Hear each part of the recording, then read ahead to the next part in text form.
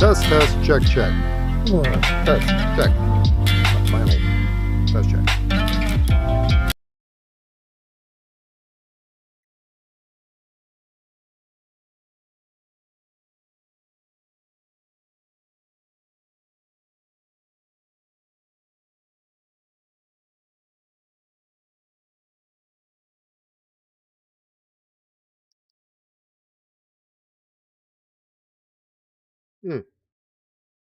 Uh-oh. Oh, whoops. Okay, well, show's about to start and the music just cuts. So now all you got is my background voice. Oh, crap. Booking.com has all kinds of stays because a city hotel is right for some. But I'm not doing advertisements. Alright. I think I'm back.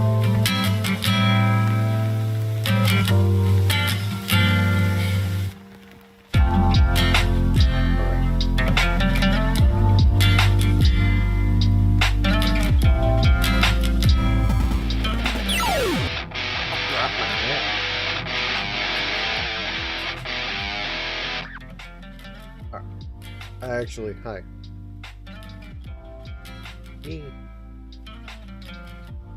Hold on. Wow.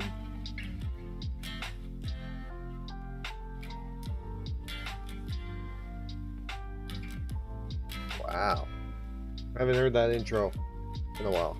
So, I'm here. I'm back. I'm discussing. So, talking about Mandalorian and Grogu, which saw it yesterday. Hold on.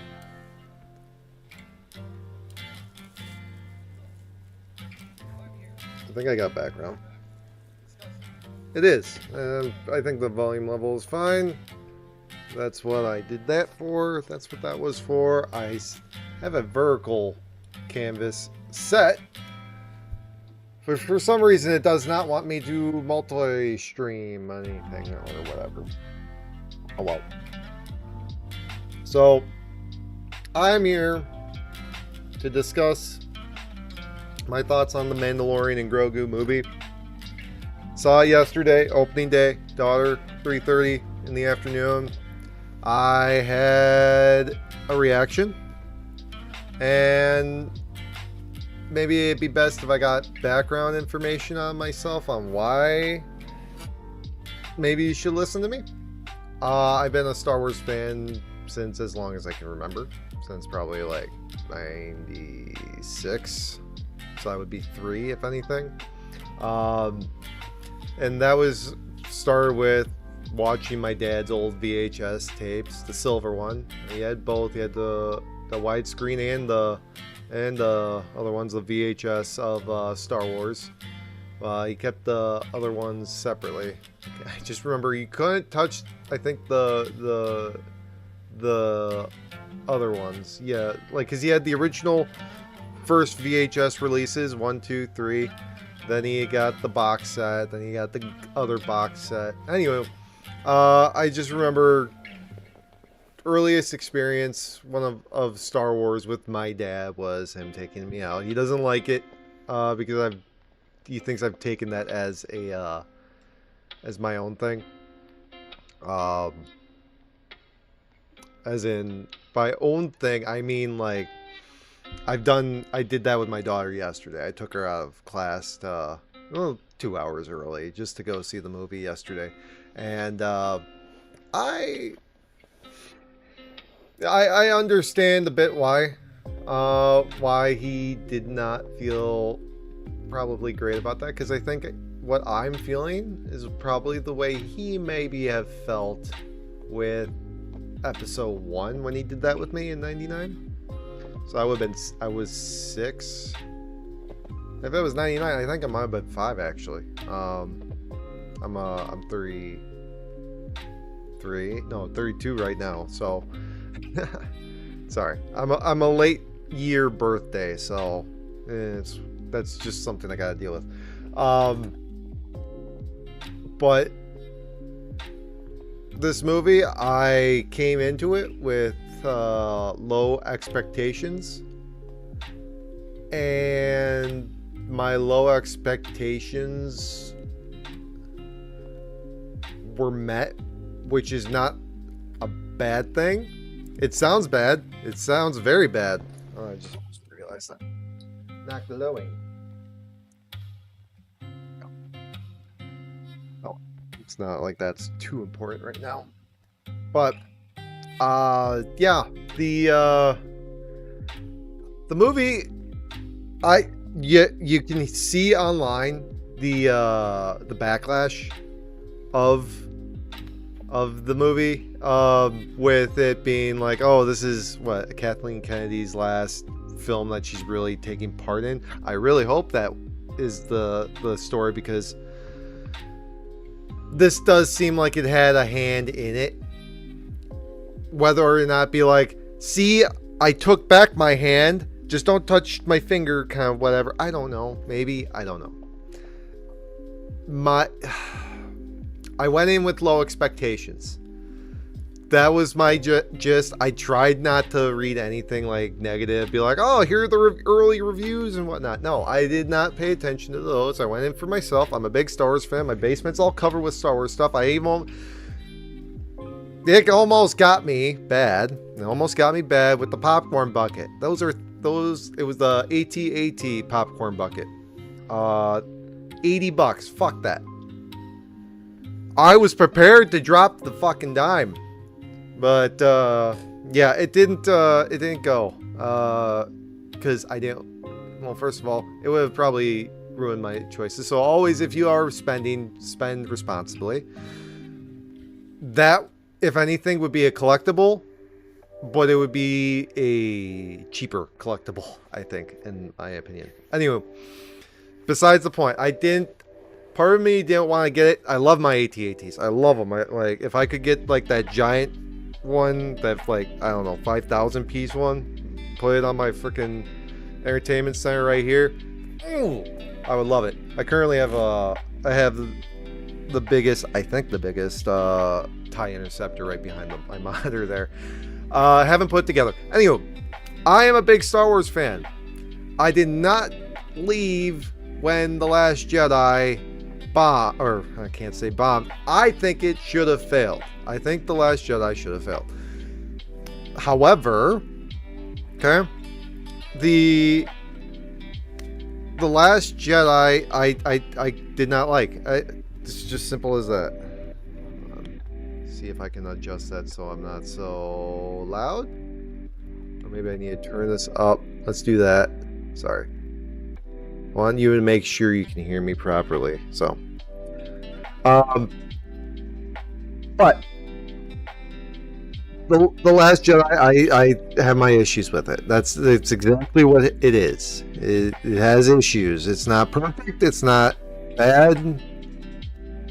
Okay, I see. Let's go.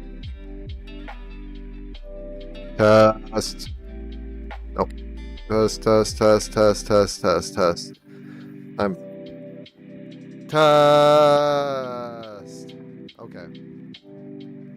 Test. I'm not great at this thing, okay? I don't know. Okay, great. This was a video, I cut that part out. But this is just me doing it. This is just me talking. So sorry if you are rewatching this or something, or whatever.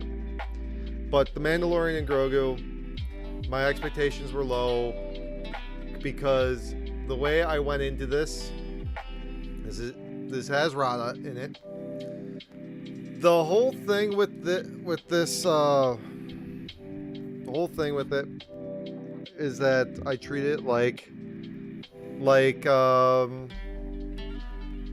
like the Clone Wars movie. It's not a bad thing. It's not a good thing.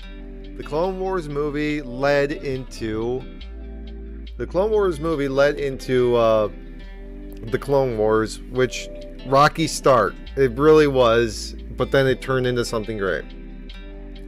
I feel like we're getting the opposite effect on this with the Mandalorian. Okay, we got ourselves. On the other hand, so we have ourselves our incline with the Clone Wars movie. Start point here. Clone Wars, your main everything Star Wars that you probably would love about it. Then we have Mando season 1. I feel like we're heading in that direction if, and here's the only reason why I say if, Kathleen Kennedy was still involved, in my opinion. Okay? However, I will say Dave Filoni did not inspire confidence in this movie because it felt like some parts of this movie would be better off played as animation. Okay? That's my opinion. Okay? There are moments in this movie that probably would be better as animation. I don't know how else to say this, but it starts off with, so background on what I've seen is that I've seen the trailer, the first trailer. I think I've seen the second trailer, and I saw the Disney Plus preview with my daughter, and that was more or less it. I think I've seen a couple other videos talking about maybe The Critical Drinker. I think I only watched half of it. I'm like, okay, I shouldn't be watching this for the reason of keeping my own expectations as a Star Wars person open. Okay. Do I think I was influenced by things outside? Yes. If, like anybody on the internet, you are influenced by something outside. I, however, with this Star Wars episode, or Star Wars Mandalorian, I understand what they were trying to do with the first scene of setting up of where these two were, but we haven't seen them since season 3, and if you haven't seen them since season 3, that's a long time.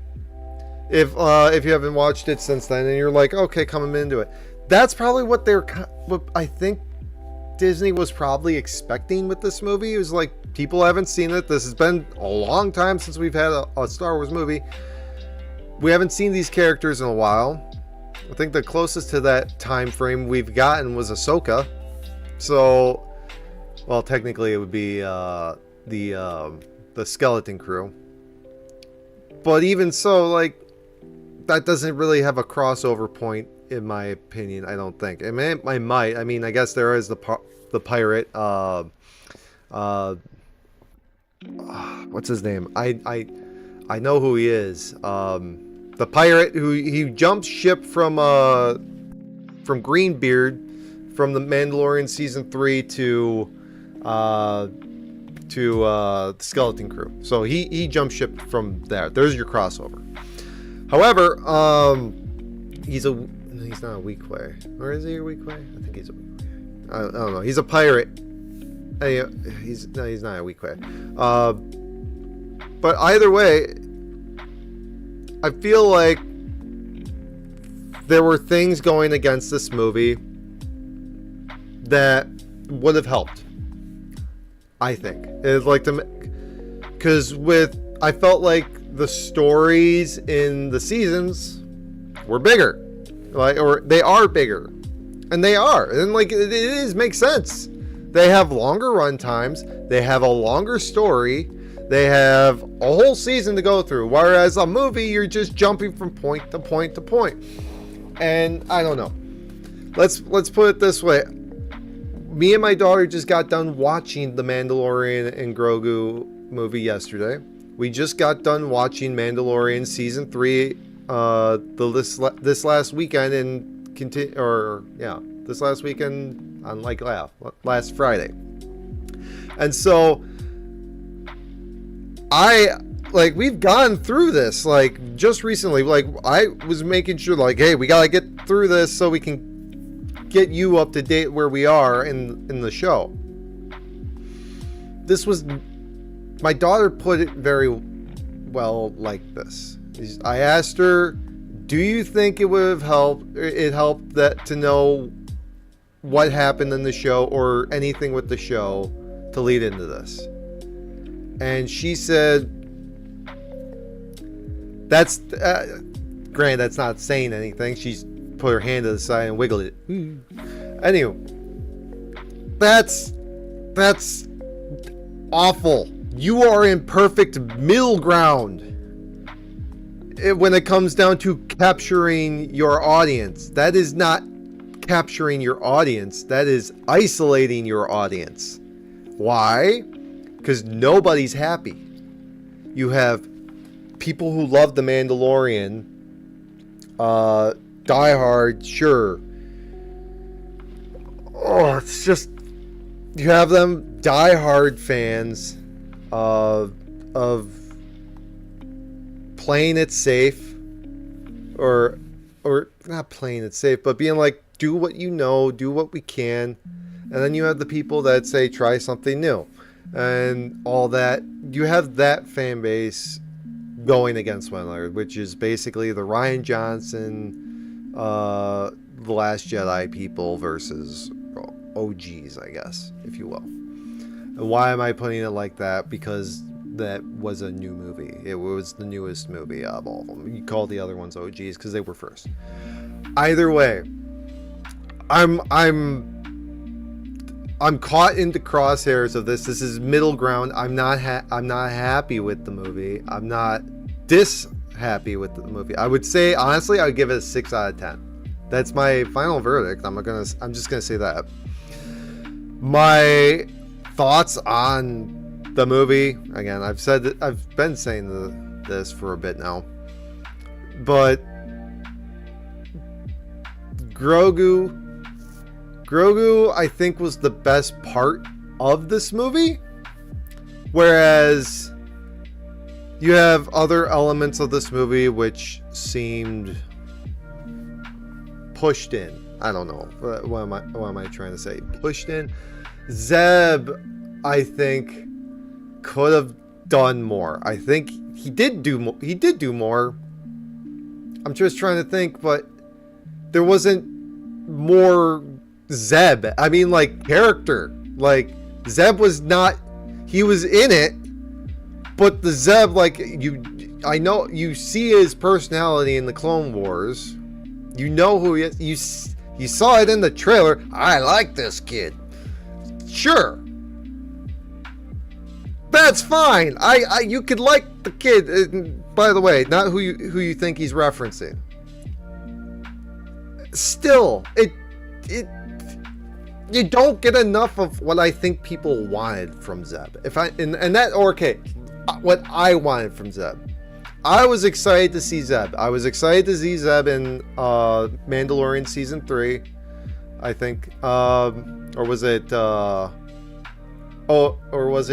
Is it season 3 or Boba Fett? They mix. But we had that. We.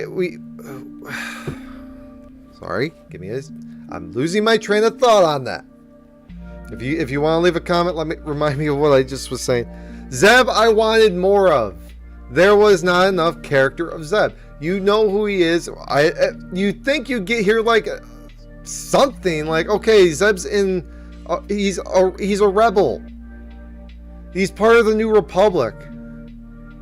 And the best line to describe it, and the best line of the movie for probably who Zeb is, I think was, I can't even say it. It's at the end of the movie, but it's that scene with him and the other person going into the into the New Republic tent, whatever. I thought that was okay. Yeah, that's your reference. Yes, that is your reference, but that's your area, okay? But the only other line that really showcased Zeb, and I'm being picky on Zeb right now, is that line I said earlier, I like this kid. That, otherwise, Zeb is there. The ship is just there. It feels like, oh crap, things didn't go as planned in season 3. We need to do something to kind of bring, like, okay, or how are we going to fit Rada on this thing? We have a small ship. And then they were like, oh, let's fix it with an N1. Well, crap, we can't really do much with that. How are we going to... He's a bounty hunter. How can we catch bounties on an N1? I don't know what the plan is with that, but it was a nostalgia move. I don't know who approved the N1. It's cool. Maybe Grogu, when he grows up, is it the plan? Like, this is his ship. Maybe. But still, you brought back the ship. It really felt like a Rise of Skywalker moment with, oh, R2's got C-3PO's backup. Okay? It's really at the beginning of the movie. It really is. There's a reason why in the preview on Disney Plus it has Zeb picking him up in a U-wing. Oh yeah, because you can't exactly make a quick escape on the N1 unless you're right there and blah blah. We've seen and probably because we've seen it in Mandalorian season 3 when Grogu has to go to Bo-Katan and rescue Din. Okay, the best character in this whole movie was Grogu. Grogu had the most character development. Yeah, I understand we know these other characters, but we are in a movie for these characters too. Like, it infuriates me. Like, and don't get me wrong, I love the fact that Grogu showed progression from what you've seen from the show to where he is now. That is awesome. That is your Ahsoka moment, if you will. That is your moment from bratty teenager Ahsoka to your unaligned Force user Ahsoka. Okay? Give me that. Grogu has done that in this movie. I think the character development there is there. Whether you think it's good or not, I can't tell you. I'm not going to say it for you, okay? The character is there. You have the elements. You have IG-11 or IG-12, depending on which one you want to say. Helping raise Grogu. You have Din raising Grogu. You have the Mandalorians raising Grogu. Granted, it doesn't seem like that way after season 3. They're just laying low. New Republic. Technically, Din is still showing them. That's what it really was about. And I really thought something controversial might have happened. Like, something with consequences. If not for the galaxy, for Grogu. Okay? In some version or fashion, I thought there would be something that really would hit Grogu hard. Because it seemed like that's what this movie was kind of trying to focus on. More so than anything Din. There's a good moment where Din, you see in the trailer, Din gets his helmet off and he's like, well, now I have to kill you all. And what happens? Eventually does. I'm not going to say how. I thought it'd be more badass or something right off the bat. Something. We do get a classic callback. You know, I love me the prong rifle. I don't know what it's called actually. But it's the one with the fork on the end. The original Boba Fett from the animated thing from 1970s. The one that showed up in season 1. Ooh, blast Jawa and disintegrate. Disintegrating rifle, if you recall. And you know what's funny? I am actually kind of... I think I put some piece together on a little bit of Star Wars lore. Either I'm wrong or I'm right, but I'm going to put it together. Okay? This is going to be a little sidetrack. Mandalorian Season 1. We have Din using that disintegration rifle to try taking out the ATST. Okay? What ends up happening is Cara Dune ends up taking it and shooting the pilot, I think. And that's how he goes, I think. I could be wrong. In this, Din has a disintegrating rifle and fires on a mechanical creature. Okay? And it actually disintegrates it, like rips it. Like laser cannon, like self half gone kind of thing. Like, holy crap. That's what I was expecting for Imperial armor to do. Like in that one season, or in that one episode with the ATST, the pirate ATST. So, however, big picture now. Did the Empire ever improve their armor above the rest of, the galaxy, if you will? I think that with the Zillo Beast, I think that did happen. Hence why armor is too strong for blasters, blah blah blah, and hence why when the Hutts have their mechanical creatures, when they shoot it's not as hard as an armor. Okay, so there's that. So that's me putting that together. It was like, oh, Hutts don't have as good armor as the ATST, AT-AT armors, I'm assuming. It's like, that's what I put together there.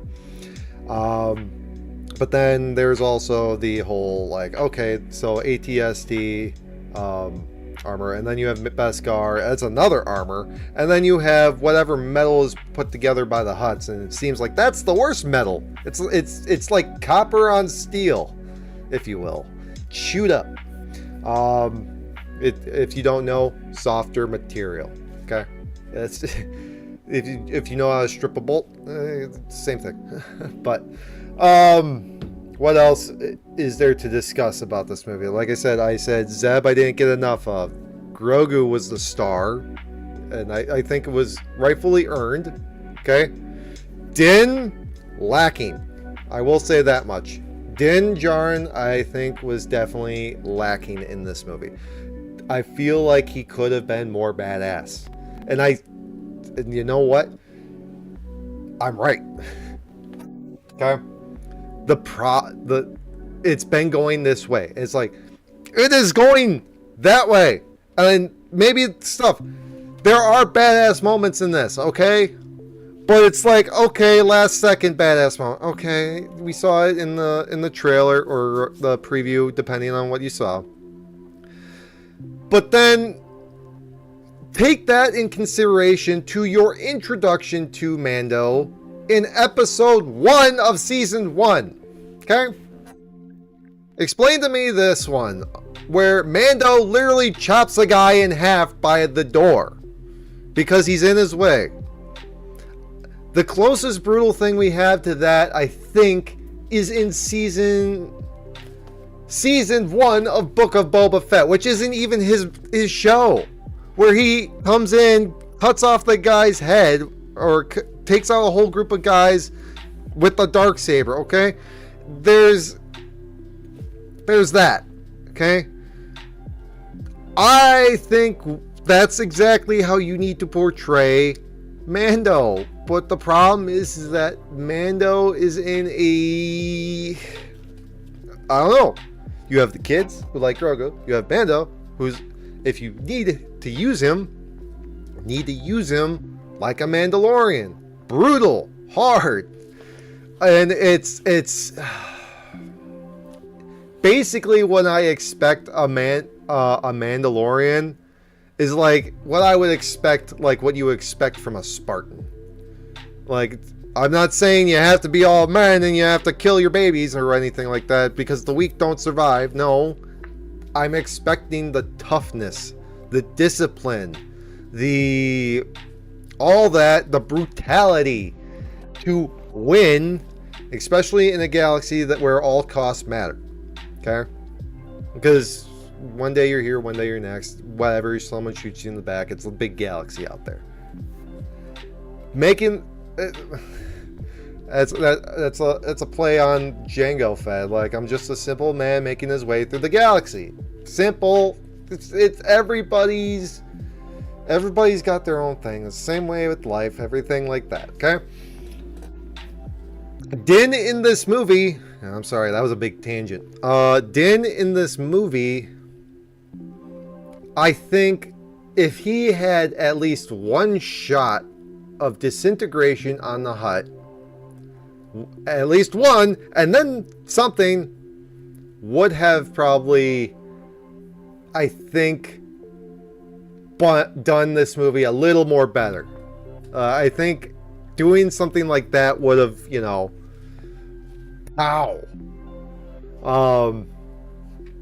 because it'd be like, oh, he's really upset by this. Because the problem with the Mandalorian, you got the mask, you have your body actions to show your feelings. That's what you have to do in this. I didn't get a lot of that in this.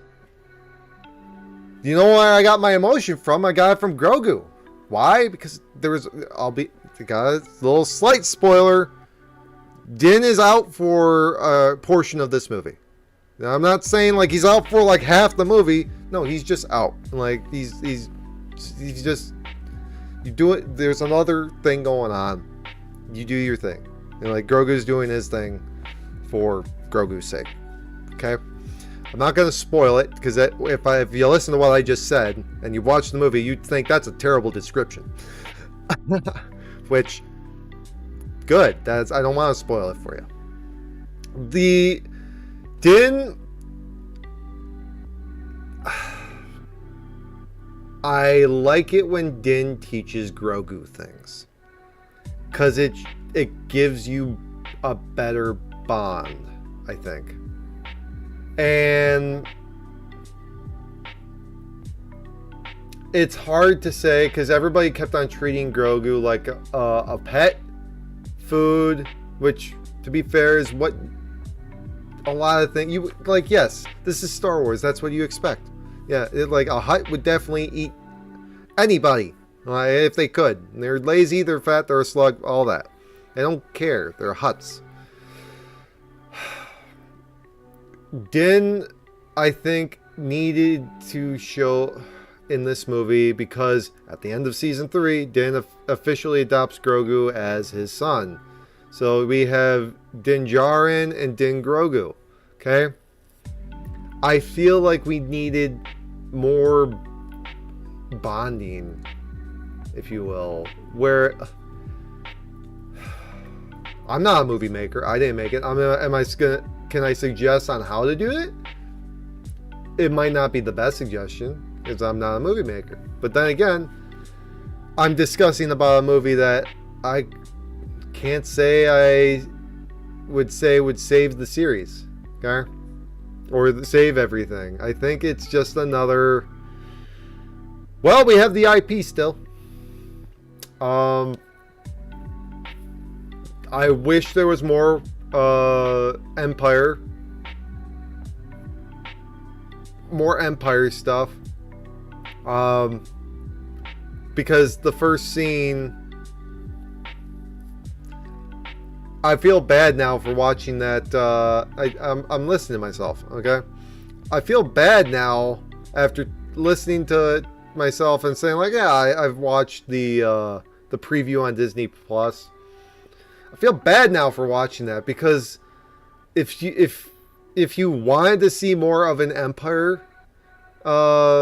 spiel of what's going on there, you're not gonna get it. You just cannot. You're not gonna get it. You got it's essentially what you heard at the end of season 3. Oh, we're hunting down ex-Imperials. Just either bring them in cold, bring them alive, blah, blah, blah. It helps if you bring them in alive, blah, blah. I don't know. Maybe I've seen too many movies. I don't know. It's... my brain's not as young. And that's maybe why. But I'm still watching Star Wars. So what does that make me? Pathetic? Oh, no. And if you think it is, that's not what I think. So that's what matters. But I like seeing, as I've said it before, AT-AT is my favorite Star Wars vehicle. The elephant. If I could, I would love to do just love to see the animation process. Probably watch a short film on it after this. Now, thanks for that, me. On how the animation of the AT-ATs work. Great. But either way, I'm just trying to say that if you know my channel symbol, the one I use, if you're the one right here, yeah, I drew it trying to draw the rebellion symbol, and I wanted to give it my own spiel. I gave it a mix of between Empire and Rebel. Excuse me.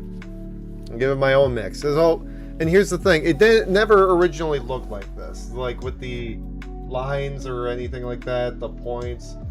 It was just the outline of this, the big black outlines of arrow, that side, this going around, and then this point.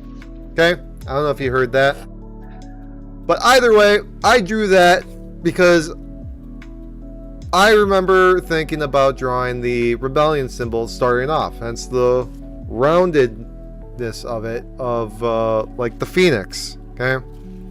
But then I added my own taste, which I like the Empire kind of stuff, so I wanted to give it that dark feel. So like Dark Phoenix. I'm not gonna say like, oh, red, orange, red, blah blah. Not trying to make it an X-Men reference, but that's more like what I wanted, or maybe that's not what I wanted, but because this was way back in 2010, way before I even knew about the New Republic books or anything like that. So yeah, oh wait, no, I was 2012. So even so, but even so, I like my Empire. I want to see. Okay, so if you will, the Clone Wars, both sides, Palpatine playing both sides. You want to know where I am? I'm Palpatine, and I want to see the Rebels and Empire both sides.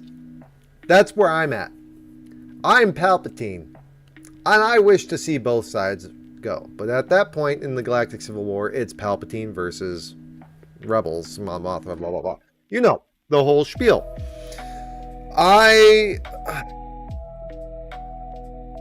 You know the Imperial remnant is on the back foot.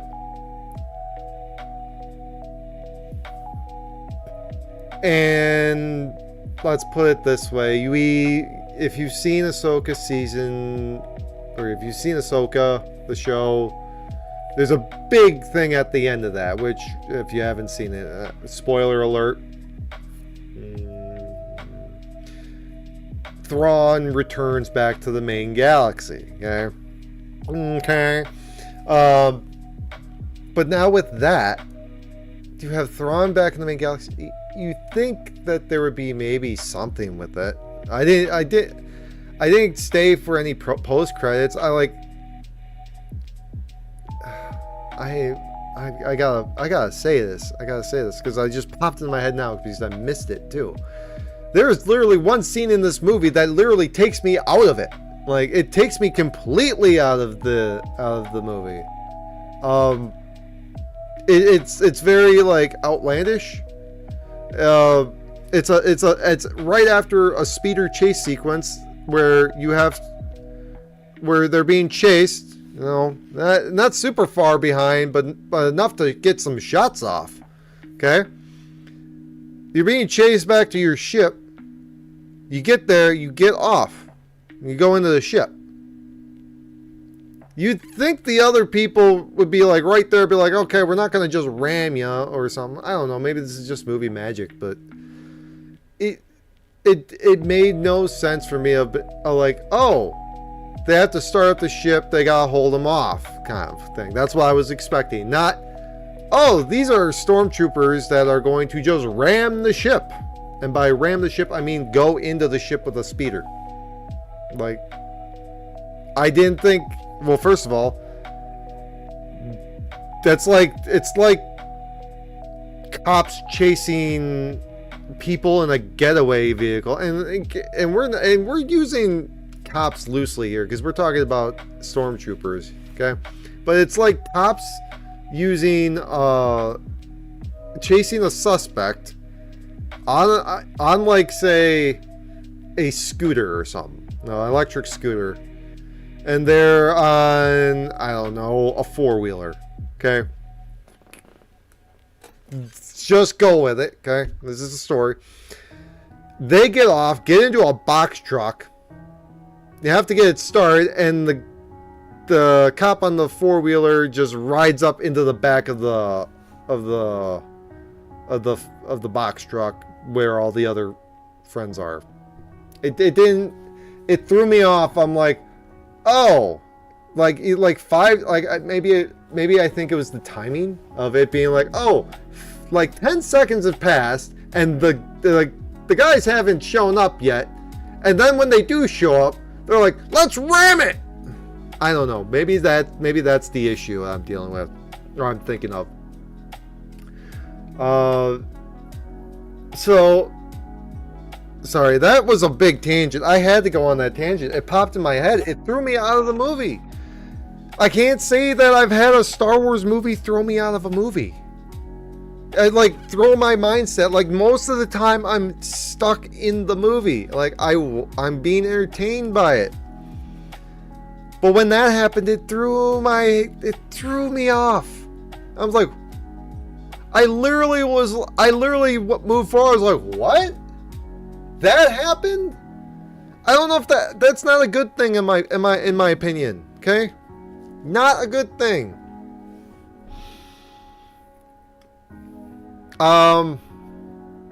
Besides that, hold on, give me a sec.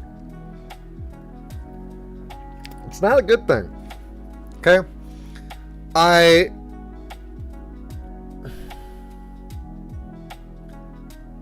wanted this movie to maybe have a little bit more.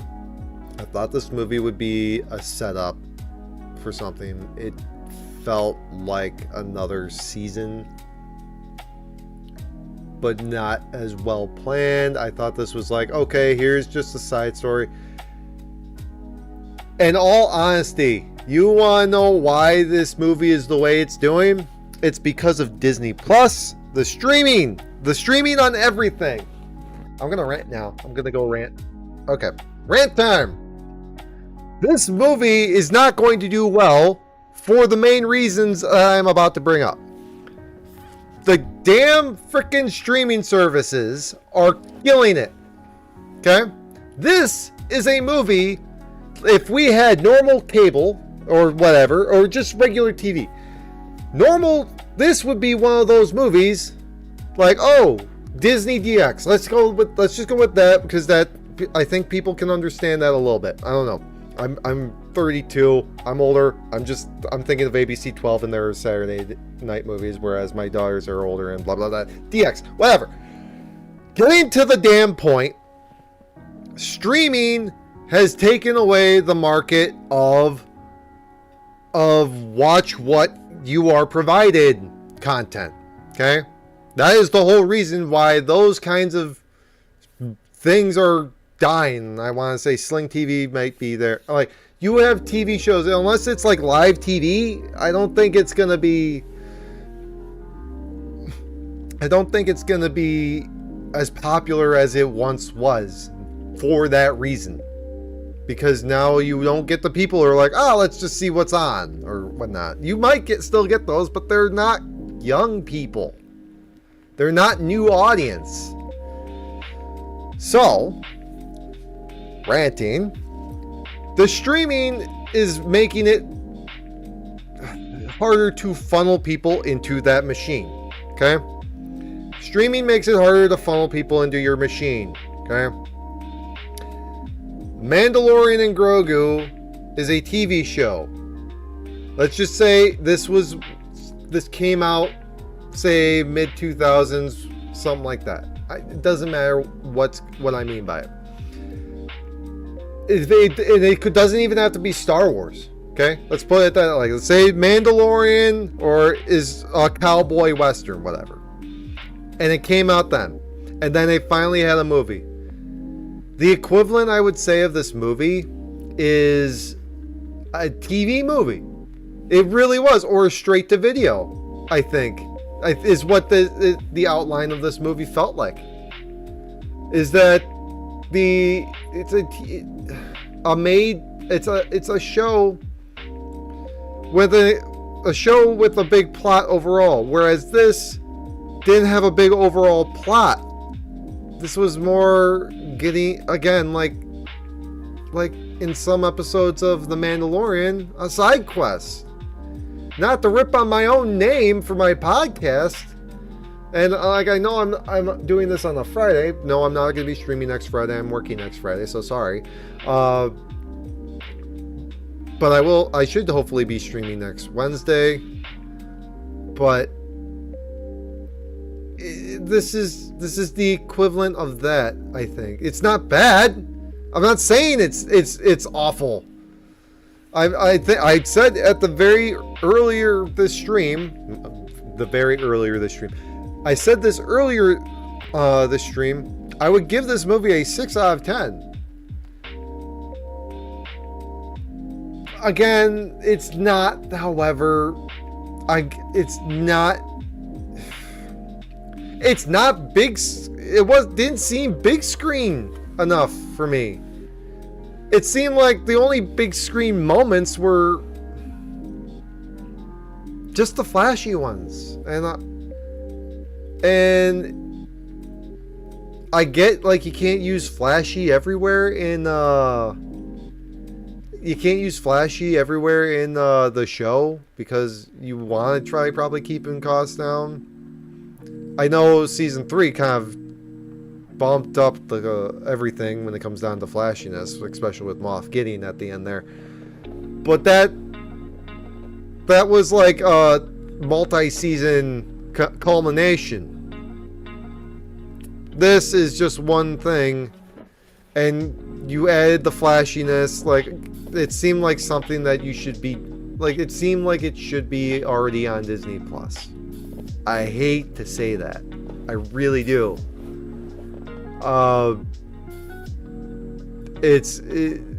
That's why I think streaming has ruined the way we can look at movies now. Okay? The movies have been ruined by streaming. And don't get me wrong, I like my streaming. I do it a lot. I watch things, okay? I do go back and rewatch things as well. But you want to know the problem? I rewatch things that I like. Back then, way back when movies were still, I don't know, I can't even say young. They were old at that point. The 90s, 2000s. When VHS came, that was the boost to the sales of movies, okay? Do you remember, like, let's take, for example, Clerks. Today's equivalent for that would essentially be, I want to say today's equivalent, at least in my opinion, is Iron Lung. Completely self-funded. Granted, there's a definite money difference of making and production.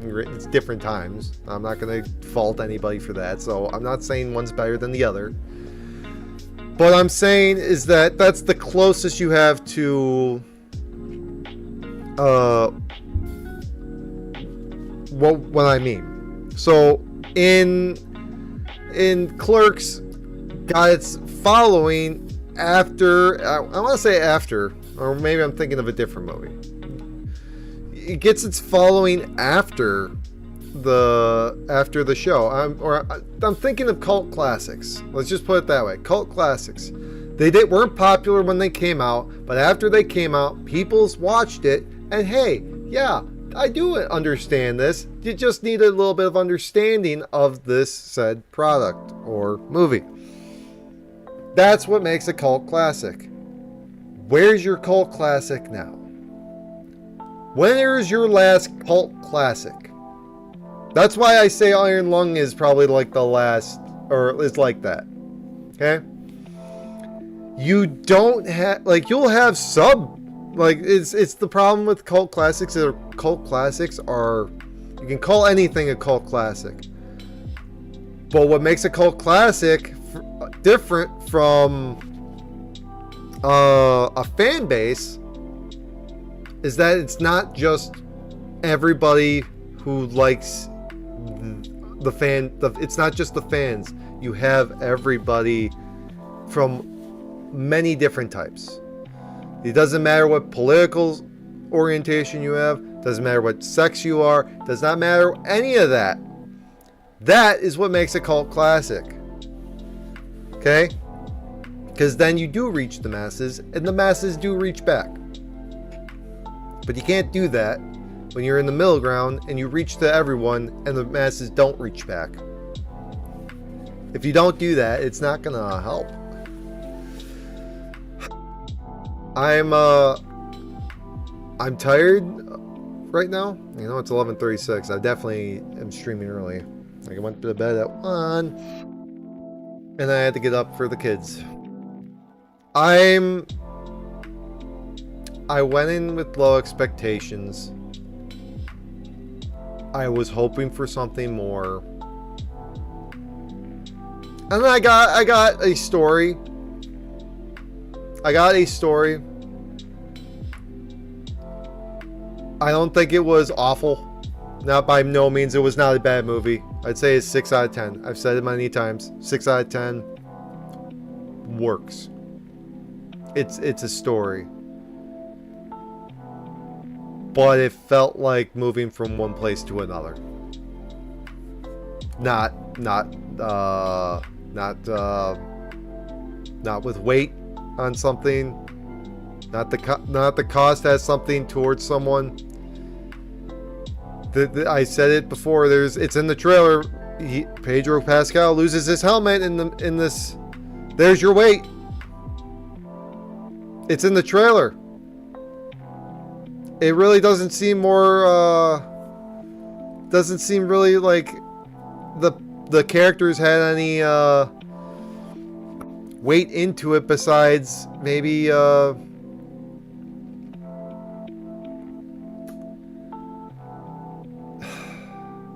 Grogu. Yeah, Grogu I think had the most character development. Yeah.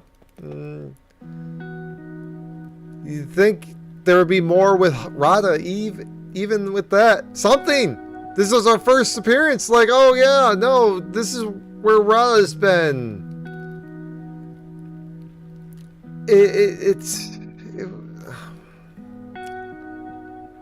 I feel like I could have.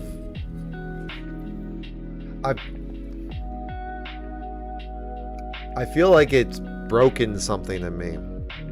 This movie. I'm not saying it's bad. It's not saying it's good. Again, we're talking about something that's broken that can be fixed. This is mendable, or if anything, be a pretty trooper. If you understand what I mean with that.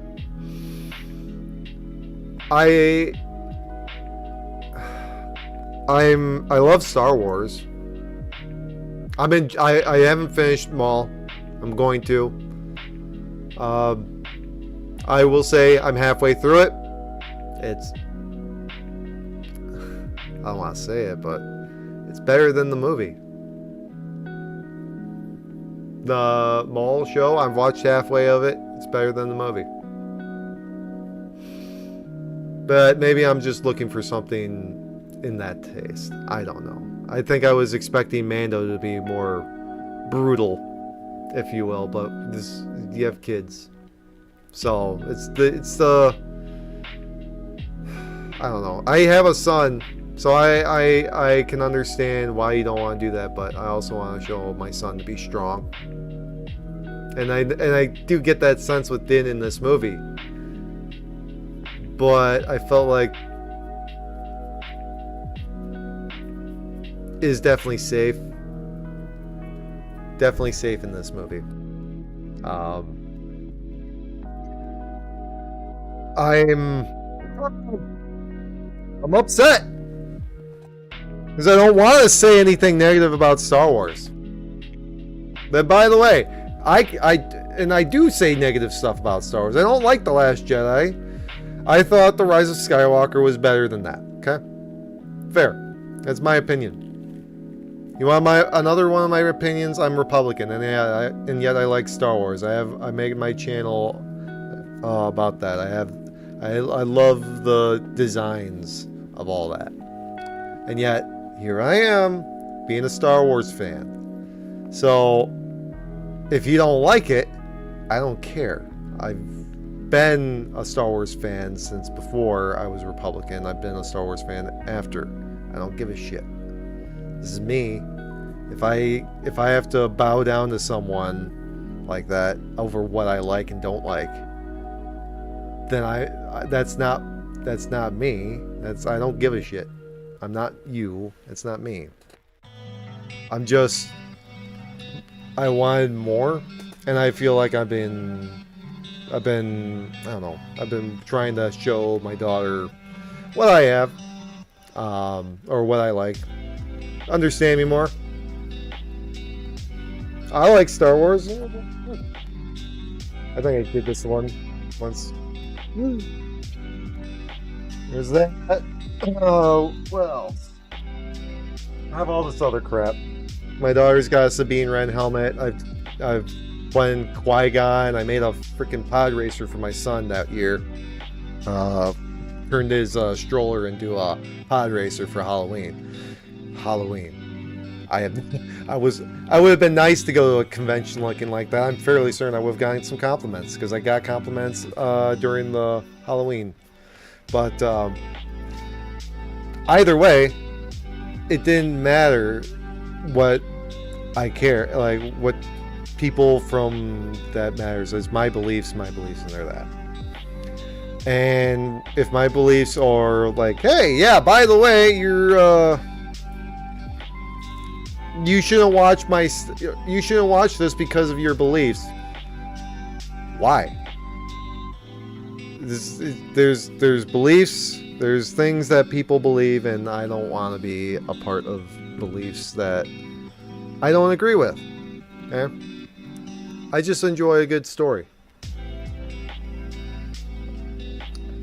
And as I've said, the story was just being moved from one to another. And like I said, the closest thing I got to like story, it was like in the middle of the movie with Grogu. And even then, I feel like it could have been fleshed out a little more, especially with the other character.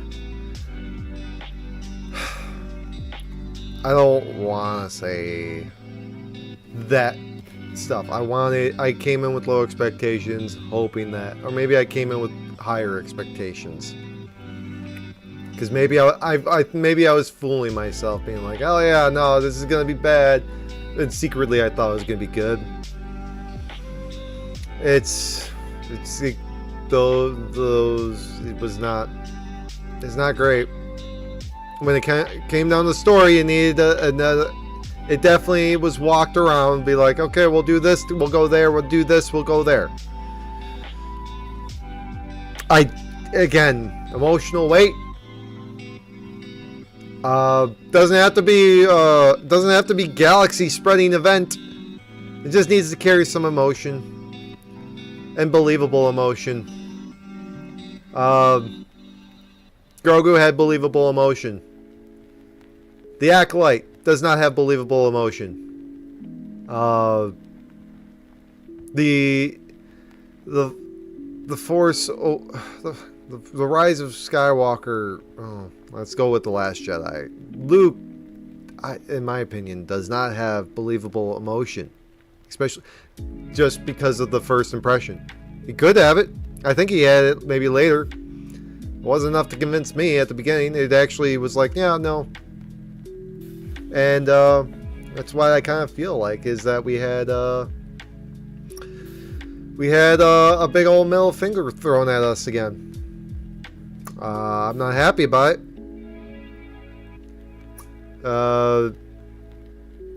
I'm really hoping that we can just get to the stories that matter, like things with weight that actually seem believable. That's the big thing, is seem believable. And when you have, I think, the people who kind of make this kind of stuff, I don't know. I used to believe in Filoni. Like, he's made some great stories. I don't want to say that he's bad at telling stories. He's not. But dude, you can do better than that.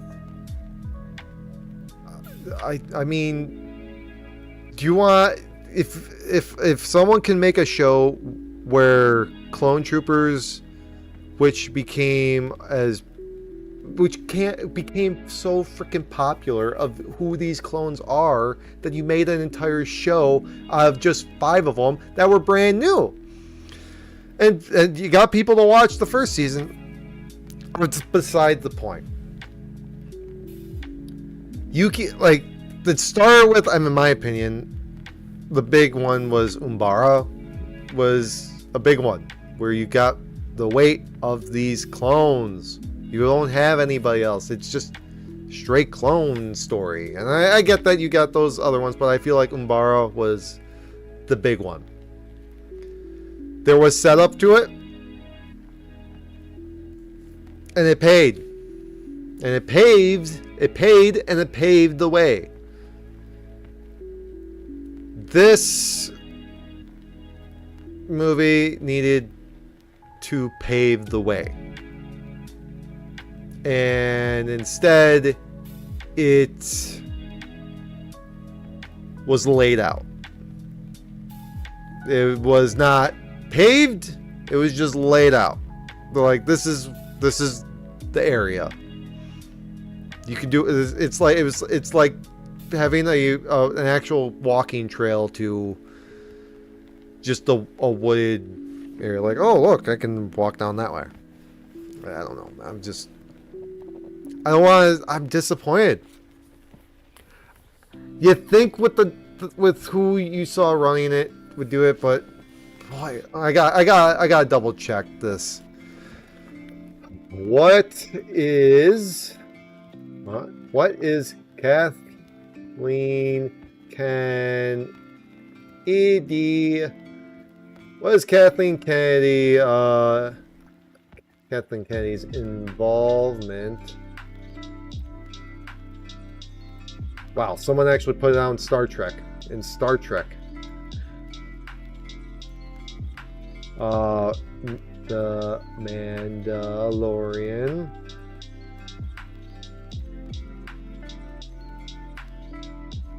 Grogu.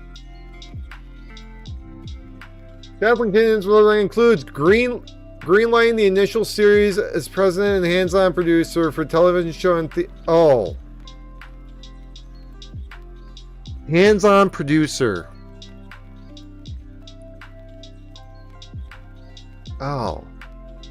Producer role. Alongside her formal executive duties, she serves as active producer and collaborates with directors and creators Jon Favreau and Dave Filoni on story decisions, casting, and character development.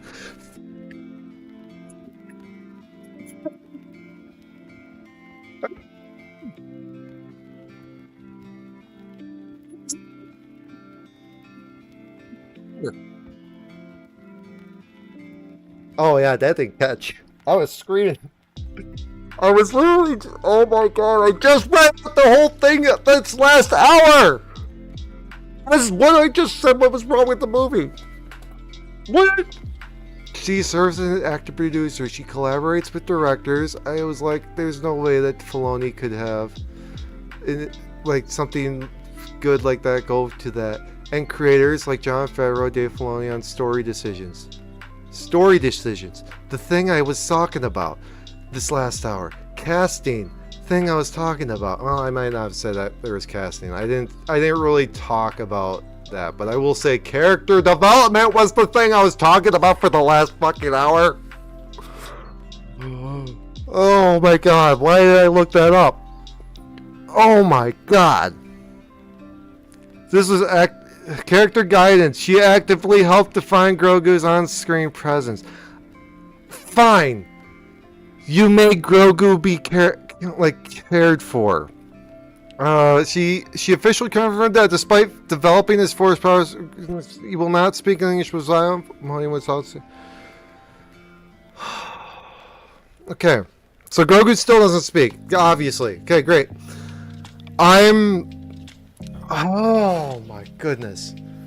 Literally, the things I literally just was talking about this whole last hour, I was just like, okay, now let's go over here and be like, okay, what was Kathleen Kennedy's role? I know she was involved. I didn't know for certain what she was involved.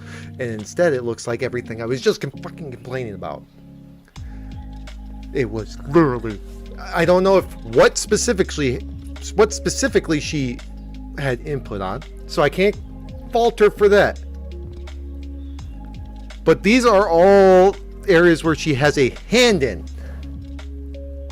And why? What happened? What happened? Oh my god, I feel like my mind just exploded! God. Oh. Oh. Oh. God. God.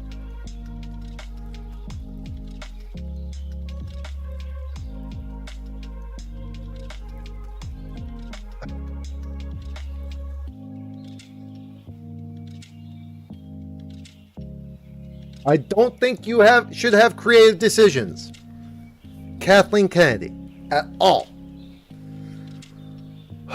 If you have a comment, let me know what you think about Kathleen Kennedy. Because clearly you got my idea of it right there. Because I don't know what the hand that was touched is. What is the role? What is this bullshit? Who put their hand in the cookie jar without washing their hands? That's what I want to know. Who's the idiot? Because right now we have a 2 out of 3 situation and the third person currently is out the door. But here's the fear. What if it's more than one person? Of being like, oh yeah, no, let's agree with that. Let's agree with the bad idea. Was it, oh, that's a bad idea, and she agreed with it and approved it? Or is it, she had an idea, we had some suggestions, well, let's work around that. Let's get this, let's definitely get this in here. Let's get these guys, or let's not. Let's work with that. Maybe there's something along those lines. It's always gray between the lines.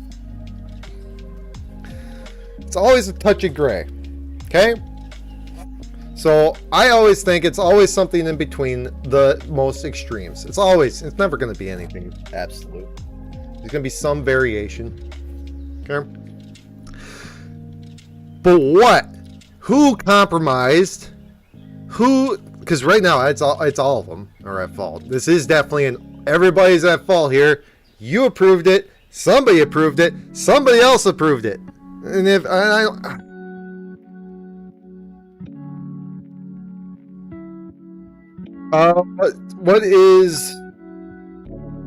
what is Jon Favreau's role and Dave Filoni role in the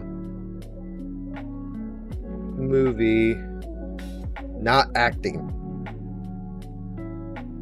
in parentheses?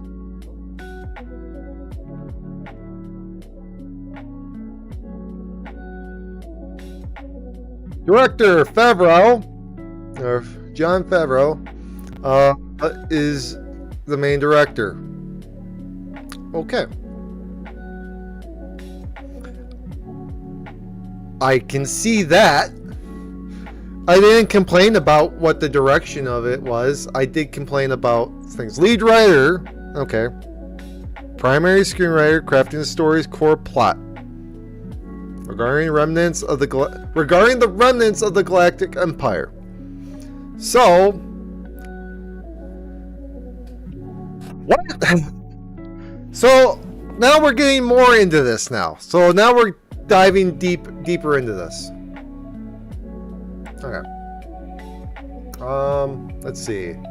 I'm actually gonna we're gonna be doing some let's see.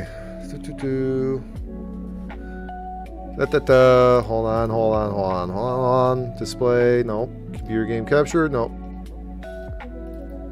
Nope. That's display sound. Web window. Ah. And bam. And transition. Ta-da. Quickly, so I'm just gonna get rid of that little indicator. Alright. So, am I in the way? I feel like I'm in the way. I am a little bit in the way.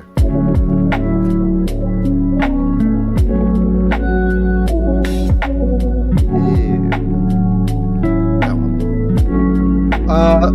Let's just make this a little bigger. So we have Jon Favreau. We'll start with that. So above me we have our roles.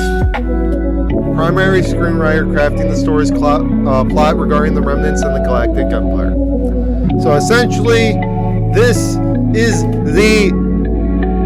so what it sounds like is that this movie got broken up into 3 writing parts. We have Filoni, or Favreau, who is in charge of writing the plots with the Empire, which makes me sound like he has to try walking around things so that he doesn't have to include Thrawn and stuff like that because he was told not to, or something like that. That's where I see that coming in. Okay? He's also a producer. One of the 3 producers. He's producing the movie through the production company banner Fairview Entertainment alongside Lucasfilm. Okay, fair. Now we go on to Dave Filoni. So, again, what I was thinking, but that's what I'm going with. Dave Filoni's role. Co-writer. Filoni. Okay, so now we get into another part of this. Filoni heavily collaborated on the script, co-writing the screenplay alongside Favreau to maintain continuity with the broader Star Wars lore. Why the fuck do I keep saying this shit then? You'd think I'd be right on one of these things, but no, apparently Favreau just writes that, and Filoni's the one who's like, oh, we can't do this because of that. Yes, we saw you twice in the movie, Filoni. I didn't give a crap. Okay? I know you're there. I don't think it's that important to include yourself in it. If anything, just have the background character. That do the George Lucas thing. Now you're an actual character, and now you are going to have a name or whatnot down the line. Great. I don't give a shit about that. It doesn't sound like an interesting character. We know who you are. I don't give a crap that you're in it. Yes, if I was in it too, yeah, I would love to put myself in it, but I'm not like that. I'd be like, yeah, give me a freaking background role. I would love to be that. Kill me off. I don't give a crap. I'd be like, yeah, I'm in the universe as a freaking background guy. That means I'm still in the universe. I don't care. Okay. So Favreau, I would think, would have had a better understanding of Star Wars, and I think he does. Filoni, however, is like, I think with this being Kathleen, is like, okay, we need to not have anything from this point be like, I don't know, maybe they're cutting her off, be like, yeah, let's take everything Kathleen wanted and cut that out. I don't know. But he's a co-writer, and he's to maintain continuity, but then even he's got corrected by Sam Witwer during the Clone Wars. And I know that's a long time ago. I know it's a long time ago. But people make mistakes. I'm not perfect. You can't just have one person be like, oh yeah, you're our proof reviser or something like that. He's got the second unit director. Beyond playing story, Filoni stepped behind the camera for a second unit director overseeing action sequences, B-roll footage, and background filming.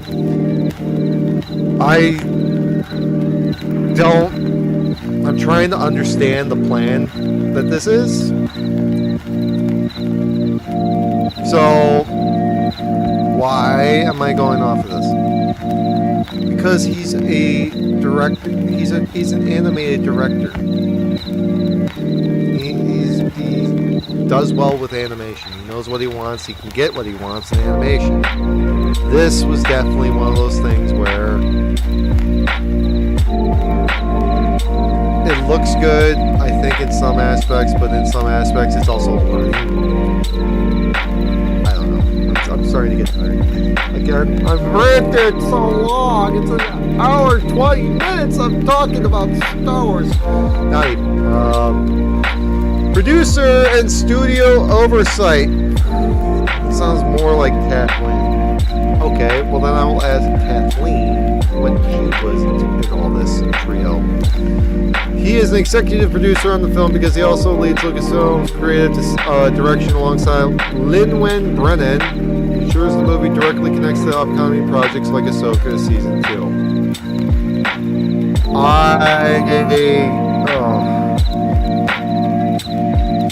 Oh no! They did an Ahsoka in the middle of the movie? Are you saying to watch Season 2 of Ahsoka you have to watch the Mandalorian the Mandalorian and Grogu movie to understand that? But you don't need the Mandalorian series to understand the movie? What? Is that what I'm getting from this? Because there is no way that any of that really seemed like it connected to Ahsoka, besides maybe any of the Imperials, or the Imperial that freaking Mando captured, and maybe Raha. That's it. That is literally it. Oh, we didn't need to actually know. We just got, like, just say, like, oh yeah, we caught this bounty hunter, and there we go. Ahsoka starts. Connection. Besides maybe Zeb. Oh, Zeb hangs out with Mando and Grogu? How did that happen? Nope, and it doesn't explain to us. They didn't even be like, oh yeah, when Rada's with them, he's like, oh yeah, we met over doing this one mission and blah blah blah. Whatever. That would have been something. Feel bad. I don't like feeling bad after a Star Wars movie. I never expected to feel bad after a Star Wars movie. Even The Last Jedi. I didn't feel bad coming out of it. Okay? So, don't tell me like I think The Last Jedi is a terrible movie. I don't think it's a terrible movie. I think it's a bad movie. But not for the reasons. I have my opinions. Just because one's man trash does not mean another man will like it. Okay?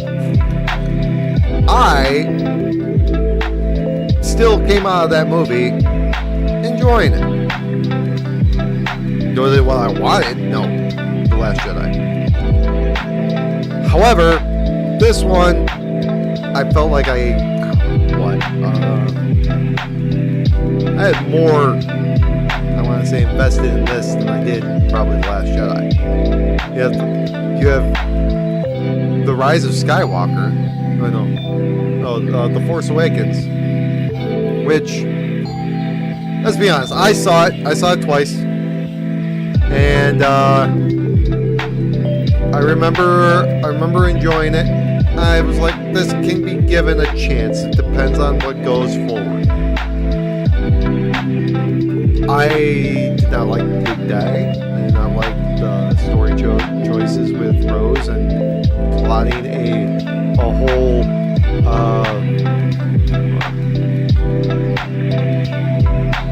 oh, that's louder than I thought.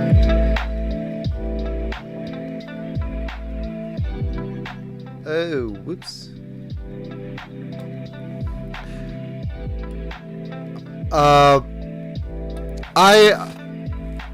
I don't know. I guess I have to say I was expecting a better movie.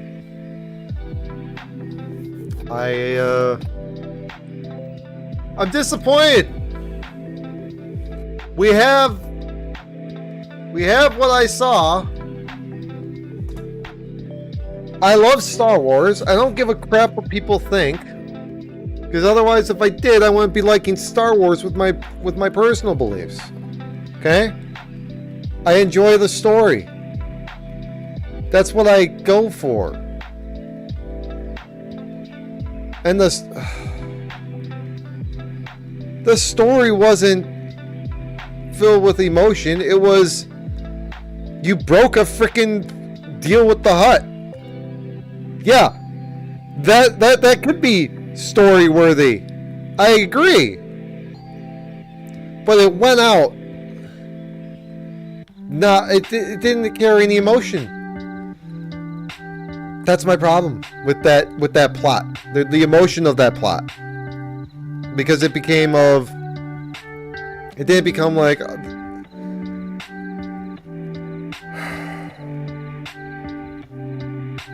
yeah, like even when Mando first meets Bo-Katan, when he first meets Bo-Katan rescues Grogu from the Beast, or someone rescues Grogu from the Beast, from the Aqualish, and I felt like that had more emotion because Din was really caring about Grogu at that point. Whereas this, I felt like we got the Pedro Pascal Mandalorian that you see at the beginning of Mando season 1. When it comes down to who he is, but I don't know. It's all over. I can't say it was enough to be like, it's not like I like sand lines. There's none of that. I'm not saying the writing was bad. You did what you have to, but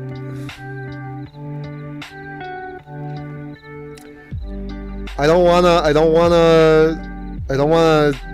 be the bearer of bad news, and I don't want it to be bad. Who knows? Maybe I'm wrong, and somehow this is a secret hit. I didn't see a secret hit. Solo, I think was. Here's the problem. I can't say this without making it sound bad either way, because I like Solo, and I'm saying it's about as decent as Solo. But as I've said before, in the world of like mid-2000s, this would be a TV movie. That's all it would be. It'd be like, oh yeah, well, we can make we don't put commercials in it, make it a couple hours, there you go, or something like that. That's what it felt like, because it was not emotional of going from one thing to another. There were hey, I've seen that before. Oh, I've seen that, and like there's the references. Like the puzzle piece creature, or not the puzzle piece, the creature from the Jark board.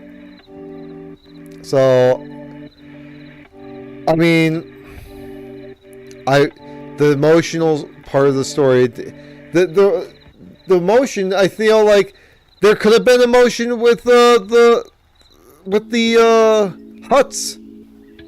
There was no emotion. It was like, let's fight. We're gonna fight. Fight.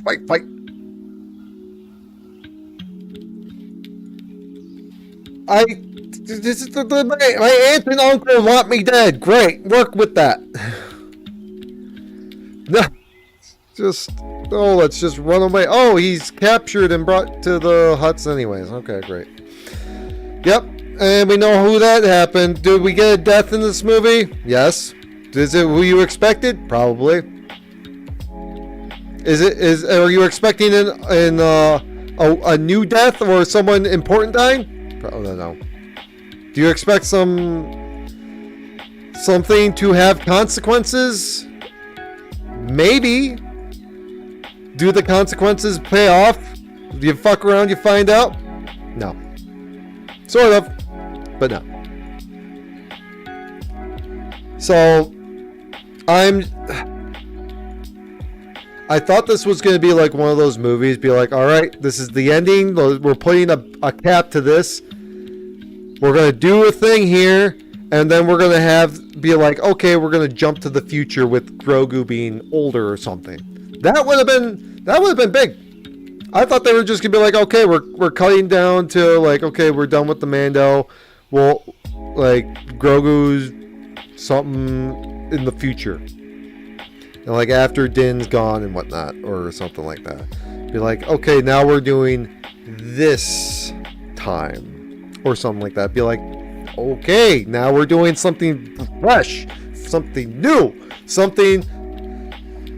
Let's put it this way: it'd be like opening the door between worlds, if you will. It'd be a new thing. It'd be future. Granted, it would be past everything, and the problem with when coming up with future of what you already have is you gotta make it future of what you already have.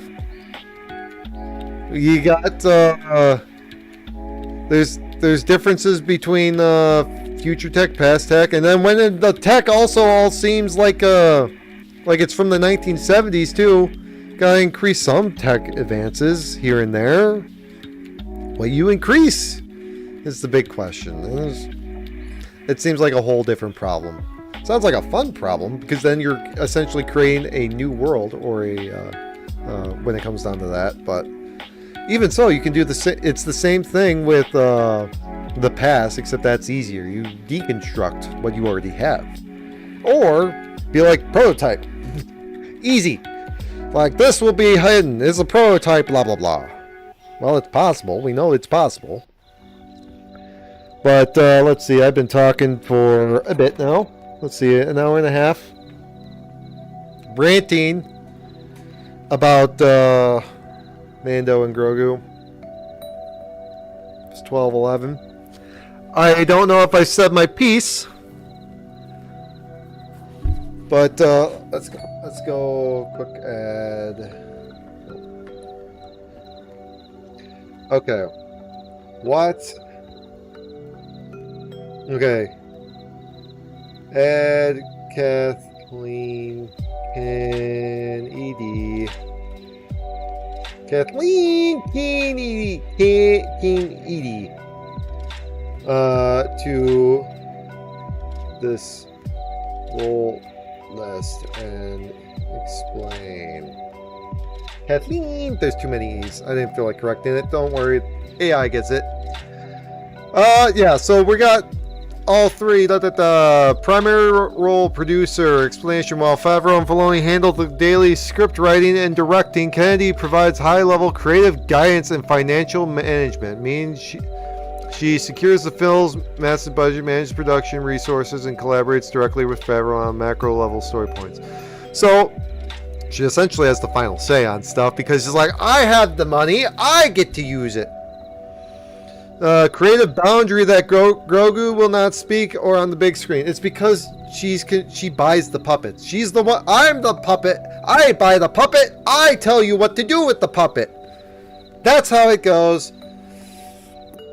God, I wish I could throw at something. Do I have a meltdown again? Hopefully not. That's why I had the lo-fi music going on. So.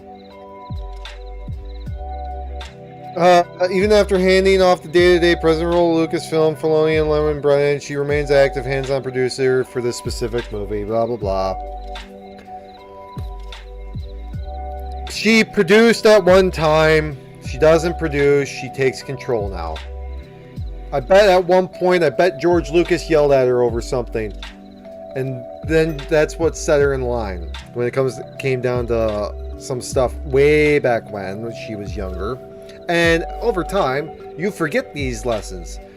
For example, like a robber who always, or a thief who always knows how to do the best way to do this. After a while, they get lazy and then they get caught. Ta-da! Guess what? Kathleen Kennedy probably got lazy and now she's getting caught in the eyes of the public because nobody at Star Wars, I guess, wants to say, hey, that's a dumb. Either that or they're looking at it be like, that's misogynistic. Fuck Steve.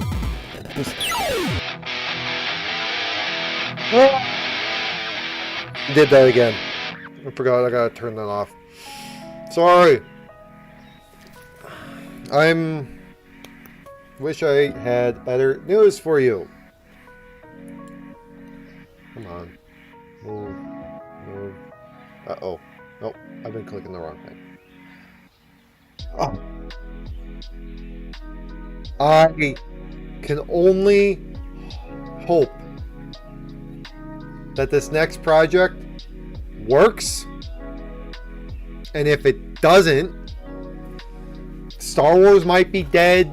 The nail that might be the final nail in the coffin for Star Wars. Because this ain't it. This was definitely a project that was definitely not meant to succeed. If you think it was meant to succeed, you ain't watching the movie.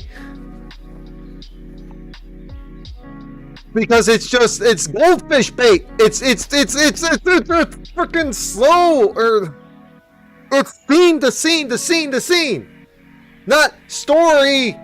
Why do we move this? We obviously know why, but why not this other way? Why not this? Why are you not calling whatever? Why aren't you not talking to this person? Why is this thing not here? It is disgraceful that they didn't have a tribute to grief in this. There is no they already did the same freaking thing with Cara Dune, and they fired her. Like, great, you ruined that part, and that was what a lot of people liked in the show at that point. You didn't even think about bringing her back. No, obviously you cut that bridge off, or someone did. I don't know who. Doesn't matter. Bridge is burnt. You have no explanation for grief at all in this. You'd think there'd be at least a tribute. No, like there was no emotion. It's the bounty hunter is the bounty hunter, but this is the movie. We're not watching a movie to be like, oh yeah, this bounty hunter just hunts this guy in a certain way. No, we're there because there's more to it than just that. There's more to the stories when it comes down to it. And it's not I hate when people say Star Wars is always a kids movie. Yes, it's a kids movie. But if you look deeper, it can also be more than that. You can look deeper into it. I don't care.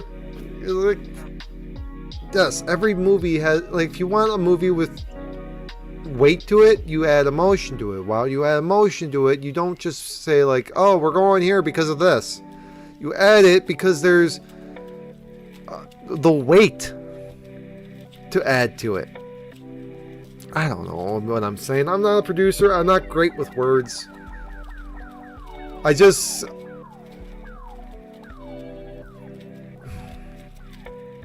Maybe the words needed to be better in the movie. Maybe the actions need to be better in the movie. Maybe the sequence need to be put in a better way. Something about this movie wasn't helping it. And I couldn't say like I said, there's a Grogu moment or a whole thing in this thing. That's where it just kind of held. That's the most emotional point of the entire movie. You think there would be some emotion with Rada explaining on why his aunt and uncle would like him dead? Which, if you don't know a Hutt, if you haven't seen any Star Wars, if you know a Hutt, that's what a Hutt would do. Doesn't matter if you've seen a freaking whatever. The Count Dooku tried killing Rada and being like, oh yeah, Zero, and that was from freaking Zero, another one. So. Or no, kidnap. But even so, that's from the first movie. Like, you would expect that from a Hutt to be betrayal, or some form like that.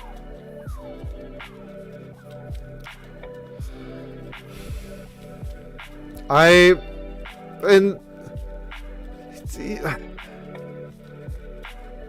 was not expecting the voice. I will say that I was not expecting the voice. I didn't know who was playing Rada or anything like that. I was expecting another Huttese, and you know what? That's another thing. Not expecting a Hutt to not speak Hutt.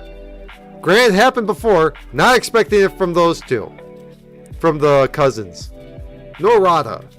Considering Jabba was, this might be from a book, a Legends book, but I remember Jabba always treated as disrespect if you knew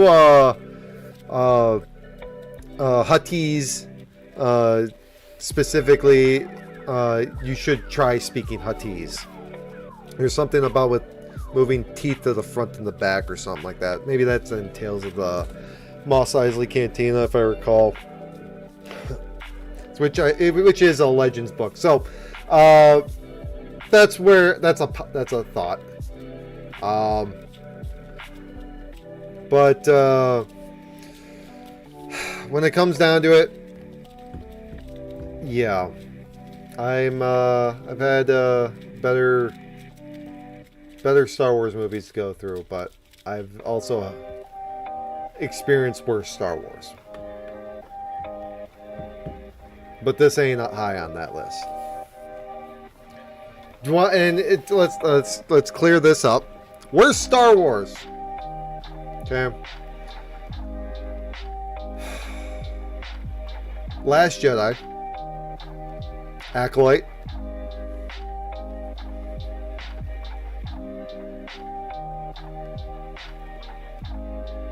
You got the comedy from episode 1, whereas episode 1 is meant to be the setup, and it's the setup emotion of that entire trilogy. There's a whole thing with that I would rant about when it comes down to that one, because you can call me partial on that. It's just it sets up a 10-year jump. Yes, there is a 10-year jump, blah blah blah. Anakin trains. That one, I don't know. It's these whole jumping of the times. Always is whenever it changes, and you're like, oh, we're doing this one immediately after. Oh, we're doing this one 10 years after. Oh, it's only been a year. It's not necessarily explained of how long these things go. But I know from episode 1 to episode 2, there's that jump, which is the necessary jump. But then there's like a 2-year jump between 2 and 3 and whatnot. And then 30 years between 3 and 4, and then all that. Why did we do another big jump between or why are we doing I definitely don't like definitely did not like the fact that The Last Jedi had straight of, oh, okay, they're on their way. That is like what I would call Battle of Yavin. So if you were on my stream yesterday, I was playing Star Wars Battlefront. Well, I was playing the Rebels versus Empire and whatnot. So if you didn't know, after the Death Star blows up, I don't know if this is still canon, but what originally happened is that the Empire, the people who were able to get off the Imperial Star space station, the Star Space Station,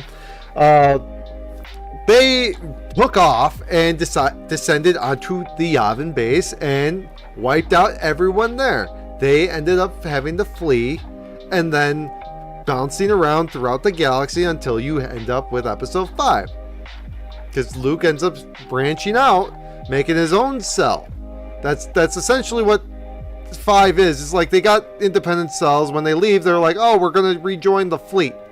Oh, they're gathering their strength again. This is the Last Jedi starts off with directly after. And I don't think that works well for a Star Wars movie. Like, I think the jump from 8 to 9, I think, worked. But that's what I would say on that. It's 10:24. I have stuff I gotta get doing. I talked about this movie for a while. Thank you for watching. Please leave a like. Subscribe down below. I appreciate everything. If you want to let me know what your thoughts are on Mandalorian Grogu. I felt so awful when I read what possibly Kathleen Kennedy could have done to this movie, or what the other two could have done. It's a touch of gray. I don't know who's responsible. Someone is responsible, but they don't have to answer to me. But if a lot of people get loud enough with their wallets, that'll be the consequences for someone. And I hope it's Kathleen Kennedy, because that's she's made some good things, but not a lot of great things. And then, like, who knows? It could be Filoni, who's been, I don't know if he has it anymore after this, or who knows? Could somebody be pulling his strings? Are you agreeing with this? Are you approving this for the overall? Like, great. I don't know if there's any. I don't think there's any continuity errors or anything like that. Great. I didn't feel any weight.